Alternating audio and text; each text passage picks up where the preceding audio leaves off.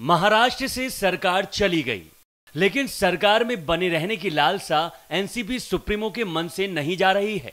तभी तो नतीजे के दिन बिना शर्त समर्थन के ऐलान से बीजेपी की बिन मांगे मुराद पूरी कर दी।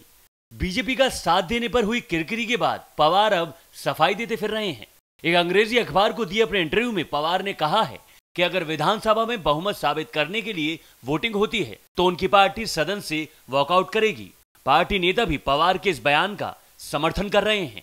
हमने शुरू से ये कहा कि हम बाहर से सपोर्ट देंगे और अगर शक्ति प्रदर्शन की बात आई गवर्नर साहब के कहने के बाद, तो पवार साहब ने बहुत ही सही रास्ता इख्तियार करने की बात की है राष्ट्रवादी कांग्रेस पार्टी के माध्यम से कि हम उनके पक्ष में भी मत नहीं देंगे और उनके विरोध में भी मत नहीं देंगे, बल्कि हम बाहर रहेंगे। एनसीपी अध्यक्ष शरद पवार के इस बयान से साफ लग रहा है कि उनकी पार्टी ने बैकडोर से बीजेपी के लिए सरकार बनाने का रास्ता साफ कर दिया है, लेकिन विरोधियों ने इसके लिए शरद पवार को आड़े हाथों लिया है। मेरी समझ में पूरी तरीके से नहीं आता है, लेकिन ये एनसीपी का अपना मामला है। वो पहले ही कह चुके हैं कि हम बगैर किसी शर्त के बीजेपी की सरकार बनाने के लिए तैयार हैं। अपने इंटरव्यू में पवार ने कहा कि वो राज्य में एक स्थिर सरकार चाहते हैं और इसलिए उनकी पार्टी ने बीजेपी को बाहर से समर्थन देने का प्रस्ताव किया था।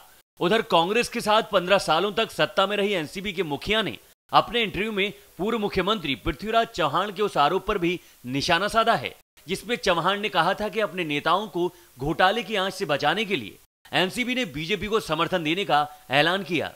पवार ने कहा कि अगर एनसीपी के नेता घोटाले कर रहे थे तो 3 साल तक चव्हाण क्या कर रहे थे। न्यूज एक्सप्रेस के लिए मुंबई से शाहिद अंसारी की रिपोर्ट।